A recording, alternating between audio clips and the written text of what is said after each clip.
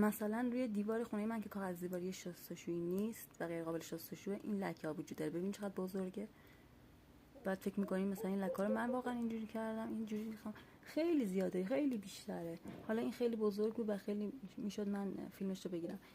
توی زندگیتون بگردین، لباستون اگه بو عطری میده که شما به لباستون نزدین، مخصوصا لباسای زیرتون، یا مثلا به لباسا رخت خواب، دیوارتون، تخت خوابتون، هر چیزی که میبینین این لکه‌های زرد وجود داره، یه خبری توی زندگیتون هست. حتی دستشویی، توالت، دیوارش، آشپزخونه، اینا رو همه رو دقت کنین و مطمئن باشین یک شخصی توی خونه‌تون، توی زندگیتون رفت آمد میکنه. مثل من که من میدونم و مطمئنم که افرادی وارد خونه من میشن پنهانی وقتی من خونه نیستم، کلید هم دارن و این اتفاقا رو برای زندگی من رقم میزنن. الان چند ساله که من درگیرم و دوست دارم شماها زودتر بفهمید.